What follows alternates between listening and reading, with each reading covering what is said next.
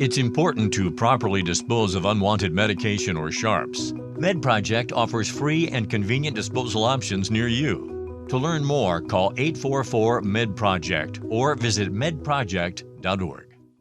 With Lucky Land Slots, you can get lucky just about anywhere. Dearly beloved, we are gathered here today to... Has anyone seen the bride and groom?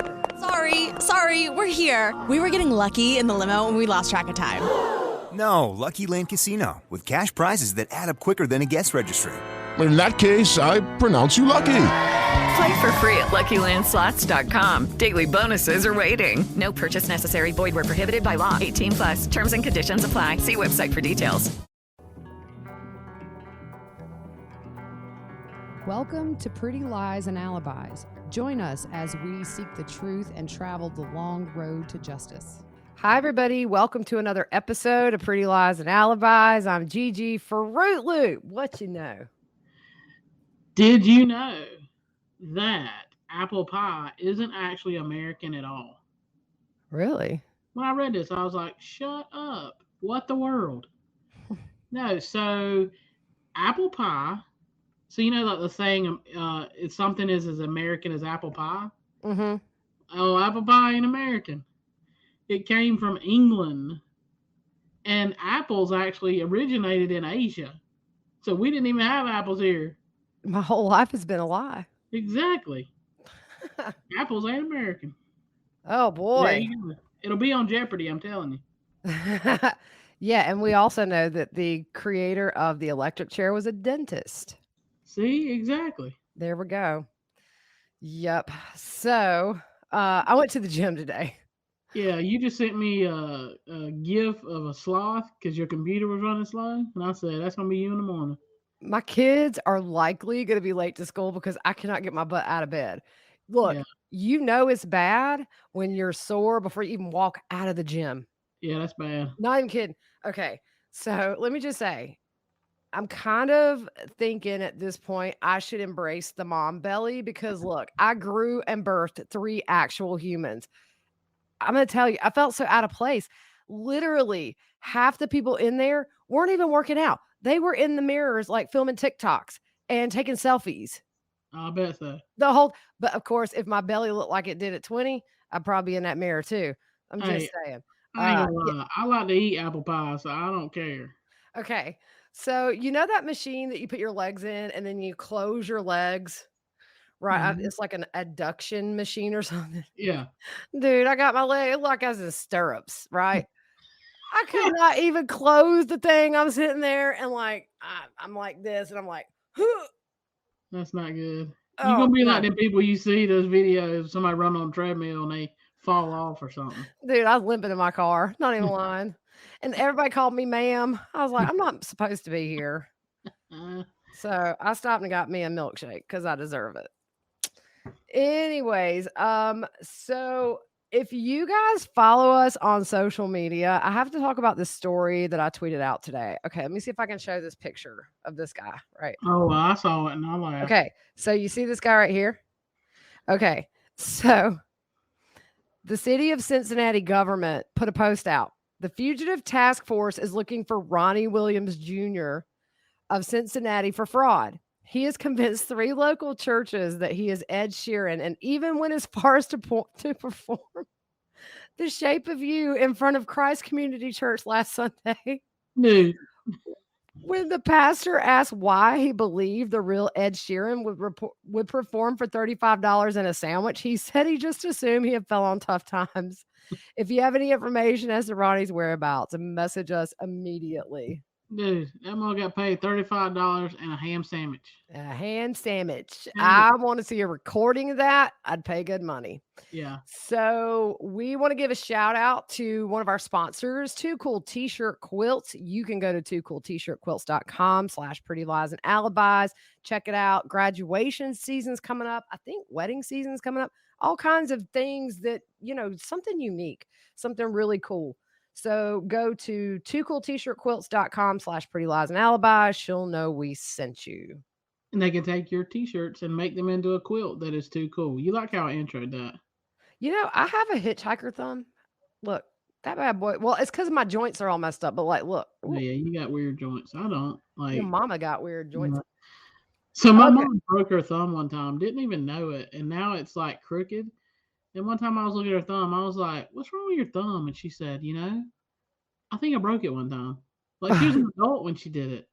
Oh my It- God, that's my dad. My dad don't feel pain at all. yeah. And one time he taught karate, and we had a garage in my childhood home in the backyard, and he had a little dojo, and like he used to travel and do karate. He was awesome. And one night he came in and he had something on his foot, so he like licked his finger. We were all sitting there eating supper, and he said, "I got something on my foot," and he like stood up and put all of his weight on it, and his bones just crumbled. That's He had no crazy. clue. And one time he hit something with his finger, and that thing was pointing like totally Mhm. to the side. And we were like, "Dad, your That's finger." I was like, that's "Oh, football yeah." player syndrome. Yep. So there's been some. By the way, there was a little update about Alexis Ware, the local girl that's missing. It was a non-update update. Essentially, they said they have checked out the leads that they've been getting. So far, like no word, nothing at all. Hmm. Crazy case. Now, if you guys remember, John Pryor filed the motion to sever. And so we just got the state's response for that. So we're going to go through that. We were going to do these text messages between Lori and Zulema. I'm still working on those, and I had enough ready for tonight, but this kind of, we're just keeping current with the case. That's sort of older stuff. So it was a long response. It was like 20 something pages. Yeah, I think 26 or something. Off the It was a top. lot. So we're just going to go through that. And then we have a quick Barry Morphew update. And then tomorrow we'll do the text messages. And then I think by Thursday we'll catch up on Dr. Husel's trial. So in the beginning, they just have a factual and procedural background on the case, which is on May 24th, 2021, a grand jury returned a single indictment against the defendants, Lori and Chad, containing a total of 9 criminal charges relating to the murders of Tylee, JJ, and Tammy. On June 9th, Chad was arraigned in the presence of his counsel. I got to bring that out. On all of his charges in the indictment. Defendant Lori Vallow has not been scheduled for an arraignment at this time since her proceedings are stayed. However, she has been appointed death penalty qualified counsel and has the assistance of counsel at all times. On August 26, 2021, the court issued an order indicating that while the cases would be tried in a single trial, the proceedings would be conducted separately in each case. The order instructs the parties to only file respect. Dude, I need ice. I ain't gonna lie. I need a heating pad and some ice. I'm not comfortable. Sorry, y'all. Oh, I just paid for that whole membership too. I'm thinking about not even going back. Dude, that's Okay. why you do $10 a month. You do it monthly. I'm skipping 5 months. Yep, that's me. So, on August 6, 2021, the court issued an order indicating that while the cases would be tried in a single trial, the proceedings would be conducted separately in each case. The order instructs the parties to only file respective pleadings in the individual cases, even though the order indicates they will be tried together. The August 6th order recognized the joinder was proper under Idaho Criminal Rule 8. Chad filed his motion to sever on September 7th, 2021. The initial trial date set by the court was November 8th, 2021. However, that was vacated after receiving Chad's signed written waiver of his right to a speedy trial on August 20th. And it's kind of funny because, one of the arguments Pryor made in one of the last hearings was that he's been in jail a long time, but he signed his waiver to a speedy trial. So not sure. Yeah, there, buddy. You should have. Not sure what that argument was. The change of venue motion was argued on October 5th, and on October 8th, the court issued a written order granting the request for Chad. No order changing venue was entered in Lori's case due to the stay in her case. The trial was set for 10 weeks beginning January 23rd, 2023. So let's get into the law and argument. Yeah, and this is stuff that is crazy, and sometimes we don't understand it, but we're going to try. So, joinder of defendants. 2 or more defendants may be charged on the same complaint, indictment, or information if they are alleged to have participated in the same act or transaction or in the same series of acts or transactions constituting an offense or offenses. The defendants may be charged in 1 or more counts together or separately, and all of the defendants need not be charged in each count. And that's in this case because, for example, Chad has the murder charge for Tammy, but Lori's only charged with conspiracy to commit murder. Chad has that one as well. And then Lori has some kind of a fraud charge for the Social Security where Chad has like insurance fraud. There's, Yeah. there's some differences, but it's basically the same evidence, basically. exactly. Yeah. Yeah. So the propriety of joinder is determined by what is alleged, not what the proof eventually shows. And they cite U.S. versus Roselli, which is the offense and defendants may be joined even though not all defendants participate in every act constituting each joined offense. When you read that, you're like, okay, what evidence do you have? What are you wearing? Counting crows. Oh, I was doing that today at the doctor. I was counting crows on the line. What about that?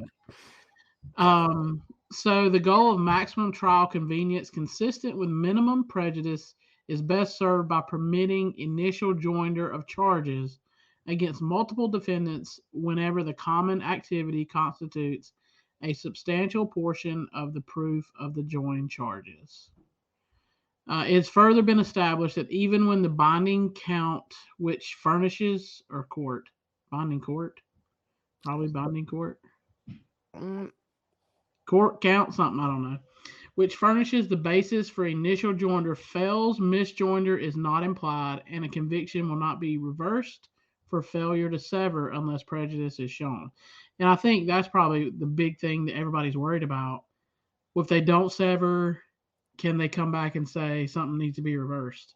I mean, they would have to have a really big reason, I think. Yeah. I don't think that Judge Boyce is going to make a decision that he's not absolutely sure is not going to end up in some kind of an appeal or a reversal. There's too much at stake here. Yeah. But I get what you're saying. I mean, I'm always nervous about this kind of stuff with trials. You know what I mean? Especially because I haven't really covered a lot of co-defendant trials, to be honest. Yeah. And we're going to talk a little bit about what Scott said. A couple of things he said may get some good points on in a little bit. But yeah, Scott Reich. I'll tweet that out. I don't think, and I'll put it on Facebook. I don't think I've done that yet. But we always go to Scott when we have questions. He did a quick little thing. So he delivers. So Chad has not alleged the charges, or he and Lori are improperly joined under Section 8, reviewing the proper nature of the joinder of the indictment, and the case establishes clearly that no severance is warranted. The grand jury's finding of sufficient evidence to return a true bill on the charges for both Lori and Chad validates the overt acts outlined in the indictment taken in further of the conspiracy by the defendants. Can I just apologize for my sloppy work today? Because okay. My brain just stopped functioning after like the 20th minute of me rowing my little boat. Changes, charges, it's okay. It's the same thing. Sorry, my bad. No, it's all right. So the indictment shows a pattern of planning steps and overt acts taken by Chad and Lori jointly and individually in their unified plan to accomplish illegal objectives, and have been properly joined in a single indictment based upon their participation in the same series of acts. That's the biggest statement, I think. Mm-hmm. I mean, they're very fluid, and they have been the whole time. And so, I don't know. I just feel like if her competency or incompetency is extended one more time, I think that's where you get into that. It's just going to have to sever on its own. Because at what point, what you don't want is to schedule this trial in another county hours away and then, say, oh, we have to continue, we're going to have to move this to another date for whatever reason. I don't know at what point her attorney is going to say, look, I haven't been able to talk to her because she can't assist in her defense right now. At what point is that going to be a problem where this motion to sever is kind of a moot point, because it's going to happen probably if this is continued again. Yeah. And Scott said today, he said that there's times where it's not unusual for a trial to start and the other co-defendant not to be there. It could be different things. It could be they made a plea deal. Mm-hmm. It could be they haven't been caught yet. It could be, several reasons. They're in a mental place or whatever. But he said it's not uncommon to So, start a trial. and what I wonder too is in that case, is it going to be the same jury that eventually will hear her case? Yeah, it'd be bad. Like I That's going to be swear, terrible if this is, I mean, really, if I don't think, if this thing organically separates because she's not competent and time's ticking, I mean, it's just going to be a disaster. yeah. In some ways, I mean, Chad will get his and she'll eventually get hers, but it's just like But Kay and think Larry and about Krisha and Colby and all the yeah, and Annie and everybody, they're gonna have to do this twice. The yeah, witnesses are gonna have to do it twice, and then what you're gonna find is like Lori's attorney has a leg up because then she knows what the prosecution's gonna have on her. So then, if they don't go to trial together next January, her lawyer has got a little bit of a benefit to know what angle they're gonna go at. exactly. Yeah. Yep. And maybe that's their goal. I don't know. It could be, and then you think about witnesses that any slight variation in their testimony is going to be picked apart by her attorney at a later time. It's just for a million reasons is bad. Yeah. I'm still sad we don't get to see Means on the Means show has ended.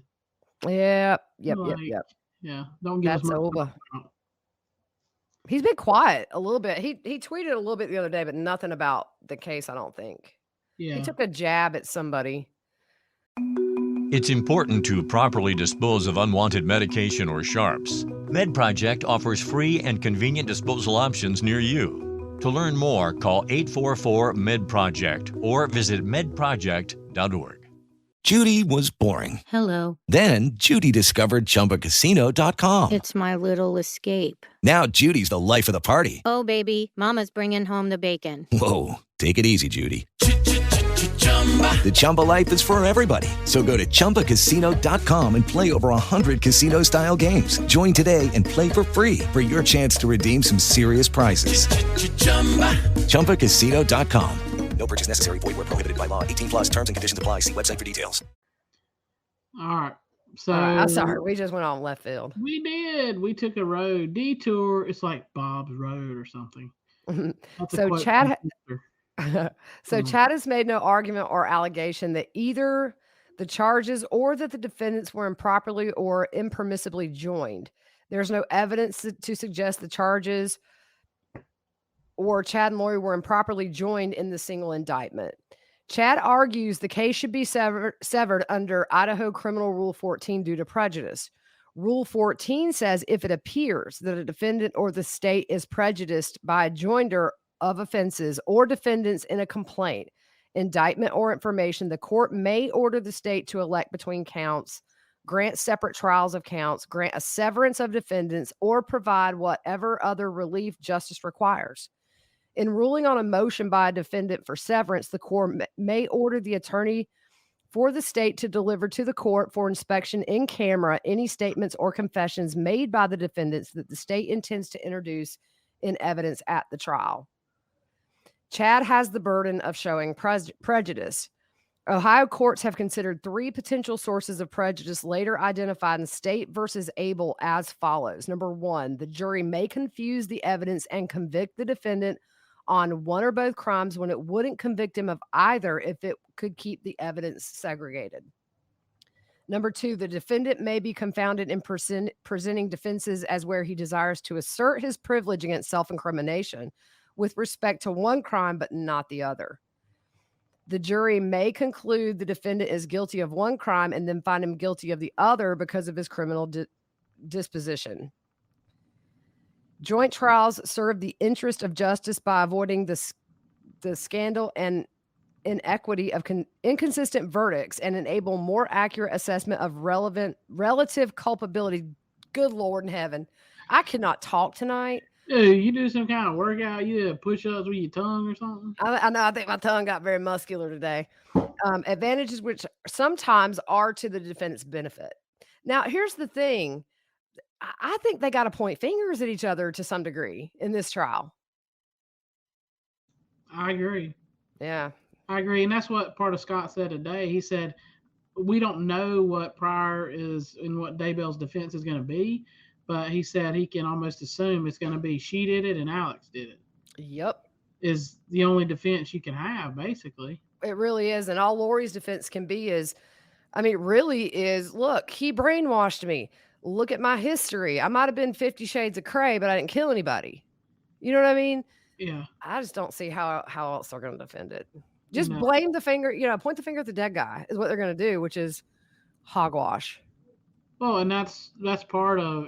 By the time we get through this, we ain't gonna have to discuss any more Scott stuff. But some of the stuff he talked about today was just finger pointing and having inconsistent theories with each other does not grant a severance. Right. Like there has to be proof that there's not going to be a fair trial if you don't sever. Right. And the courts don't care about their arguments or finger pointing. All they care about is that these are the same set of facts for both of them for the most part, with a little variation on that murder charge for Tammy and the fraud charge for Lori. Other than that, the court don't care. They can point fingers all day. They can sling mud, throw pencils, spitballs at each other. Yeah. But, we don't care. The courts, all they care about.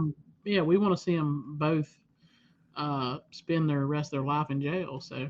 And it's going to happen. That's the thing. They're not going to get off. This is, but man, it feels like just forever. It's case law forever. So keep it going with the law stuff.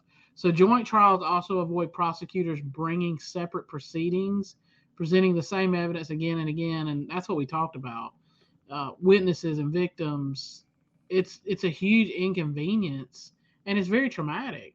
To have to, keep doing that. So the Ninth Circuit Court of Appeals has provided a 4-part test to aid a district court's determination of whether severance is appropriate.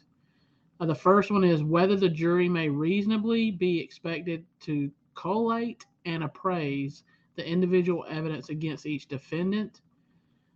2, the judge's diligence in instructing the jury on the limited purposes for which certain evidence may be used.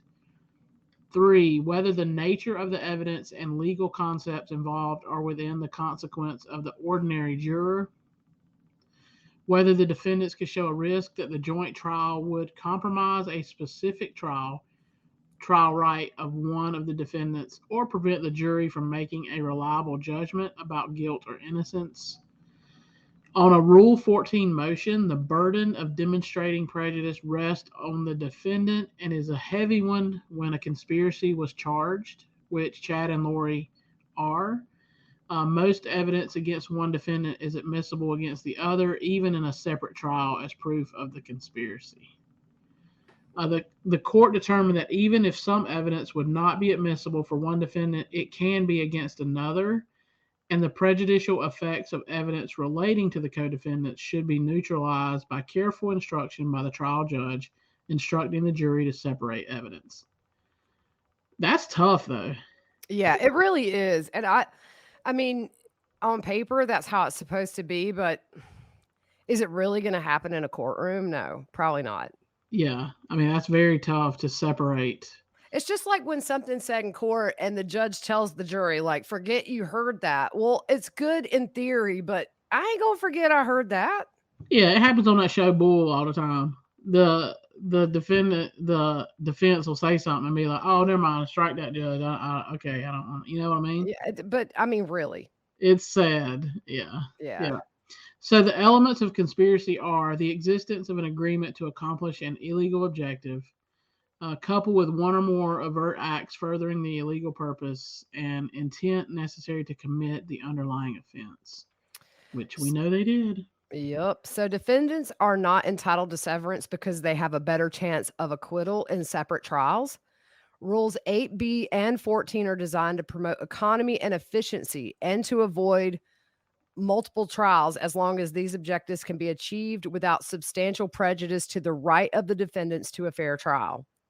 A defendant normally would not be entitled to exclude the testimony of a former co-defendant if the court did sever the trials, and we see no reason why relevant and competent testimony would be prejudicial merely because the witness is also a co-defendant. Chad has not provided any support that any claimed prejudice is of such a nature or concern as to outweigh paramount interest of judicial economy and efficiency, nor has he provided any support that severance is the only or appropriate remedy over other potential remedies which the court may apply.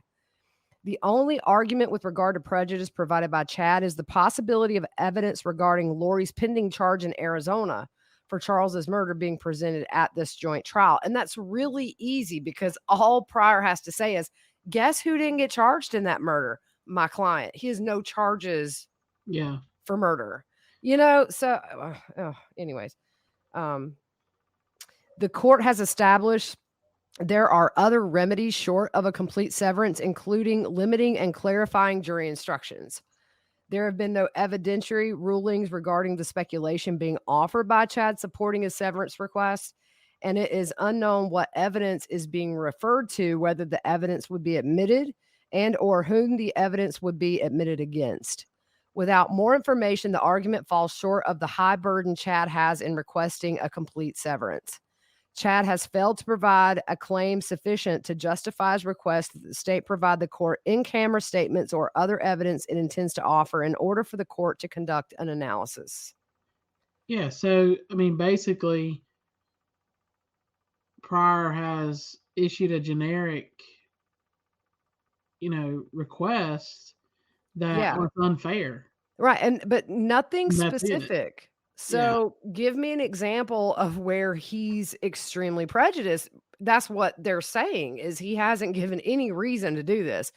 The last part of this says Chad has been in possession of the discovery for quite some time and could just as easily provide evidence to the court in a sealed filing to support his claim, and no such evidence has been provided by the defense.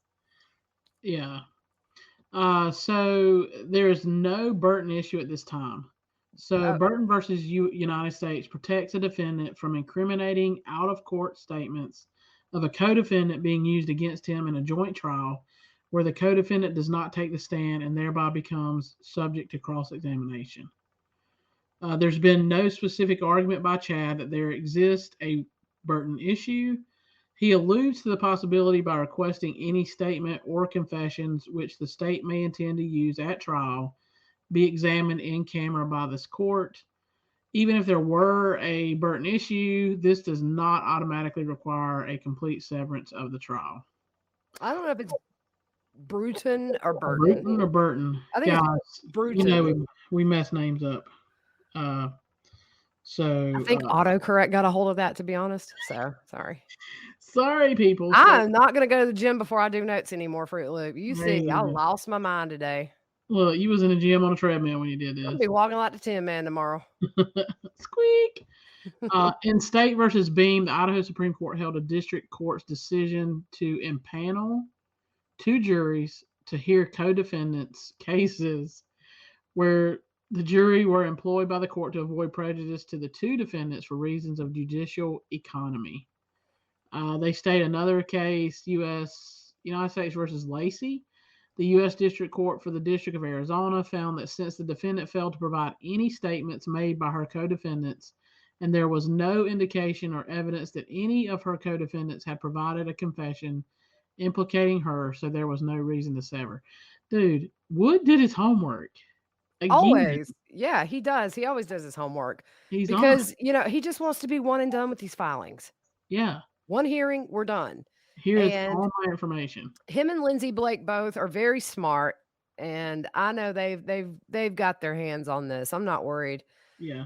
But I can't wait to see them in action, though. It's like we've seen them at hearings, but like to see them in trial, because I think this is very personal for Rob Wood. Yeah, I think so too. Yeah, it's going to be very passionate. Yeah.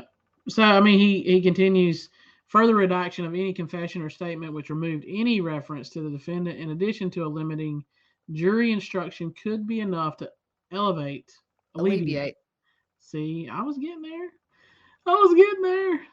Alleviate any potential prejudice without making a separate trial the only remedy. Yeah, so we're almost done with this. And this is kind of just, I don't want to say boring, but it's still very important to the case. Yeah, it's important, but it's the legal mumbo jumbo that is right. Like, yeah. Yeah. So essentially, like, was just saying, you ain't got enough goods to sever. But Yeah. statements of co-conspirators in furtherance of a conspiracy are admissible against all conspirators. Idaho Idaho Rule of Evidence 801 excludes from the definition of hearsay a statement by a co-conspirator made during the course and in furtherance of the conspiracy. Chad has not provided any statement or confession by his codependent which he believes implicates him or any concern that she may provide a statement which he will not be allowed to cross-examine her on. Further, even if there were such a statement, case law outlines that other remedies should be and can be considered short of a complete severance of the trials. Antagonism between defenses or the desire of one to oh my gosh. Dude, we need to start this whole thing over. I am so rolling. Oh my gosh. And I can't look at you because then I'm gone for 5 minutes solid, Yeah, I'm over here. That's funny. We're gonna start sending out our notes, guys, so you can follow along. And no, this is just the worst one. This is I don't know, dude. I don't know what happened to my brain during this, but the risk of prejudice posed by joint trials may be cured by proper jury instruction. Chad has not indicated that he and Lori intend to introduce antagonistic defenses, let alone defenses which are so contrary that the only remedy would be a complete severance.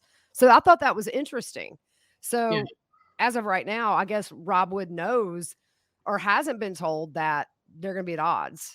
And maybe he wouldn't know that before trial, but I thought that was interesting. It would depend on the length of the delay, the reason for the delay, whether Chad asserted his right, and whether he suffered prejudice as a result of the delay. And what they're saying too here is that Chad waived his right to a speedy trial. So that's kind of what the whole thing said, which, I mean, just to boil it down, is Wood saying, we don't need to sever. If there are problems, which you guys have not given us any yet, that would warrant a severance, there are other ways to avoid completely severing these trials, given the fact that, you know, taking the fact that she's incompetent right now completely out of the equation, which I think that is the equation that's going to be, I mean, we've got a couple of weeks till we should know whether or not it's extended, or are we going to have a first appearance this month? Maybe. Yeah. And I think the only other thing that Scott talked about was what he thought Boyce would do. And he said he thinks the judge will rule there's no prejudice. There's no inconsistent theories of defenses at this point. And right now you only have one defendant. So, and then we talked about it's not uncommon for conspiracy trials to start without one of the co-defendants. And he said the judge is going to say, look, this isn't ripe yet. It's not ready. There's not enough facts to, you know, sever this case. So he thinks Wood will win this one. Yep. Well, that's all, you know, interesting stuff. I think we're going to know a lot more when this extension is up in a couple of weeks. And then, you know, I'm keeping an eye out on the portal to see if anything news filed, and it's been pretty quiet. So we had a little bit of Barry Morphew news. Now, we'll probably go more in depth with this at some point later in the week, but I thought this was interesting today. What was said in the motion to dismiss documents unsealed today? Agent Cahill, in a December 2nd internal affairs interview regarding him accidentally shooting himself while off duty, said that arresting Barry was premature and the worst decision that could be made. Barry's attorneys say the state withheld exculpatory evidence from the court during his preliminary hearing, saying if that had been available, their certain probable cause would not have been found. The motion asked the judge to dismiss the case for outrageous governmental conduct. The DA responded in a filed response on February 23rd, calling the defense motion utter nonsense, saying the motion to dismiss amounts to disagreements among law enforcement and timing. They also say the prosecution committed no discovery violation regarding Agent Cahill's statements, saying at no time did Mr. Cahill say that he did not think there was probable cause to arrest or that he thought the defendant was not guilty of murdering his wife. Yeah, but I'm going to tell you, I thought that was a pretty big statement by him because he was one of the main guys that was interviewing Barry for a very long time. And if you've watched legal shows that have legal analysts on there, that seems to be sort of a common theme where they do think that this arrest was rushed in a big way. And we shall see. I mean, that trial's coming up in April. It's not going to be long. It's going to be a good one to follow. I've said it every time. I mean, I've seen circumstantial cases get a conviction. It's just going to depend on that jury. It'll be interesting. It's going to be very interesting. All right, guys. Well, we are done. Thank you, Jesus, because I was on the struggle bus from the time we hit record. That's all right. Just don't go work out. Dude. I got my icy hot by my bed. Yeah. So I'm ready to go. Video in the morning. Yeah. All right. Well, we will see you soon, and thanks for bearing with us.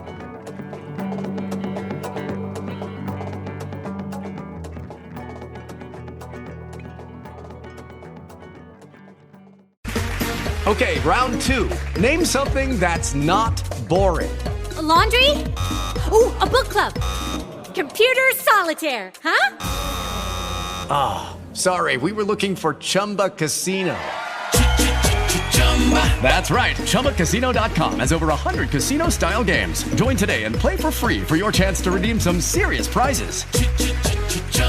ChumbaCasino.com. No purchase necessary. Void where prohibited by law. 18+ terms and conditions apply. See website for details.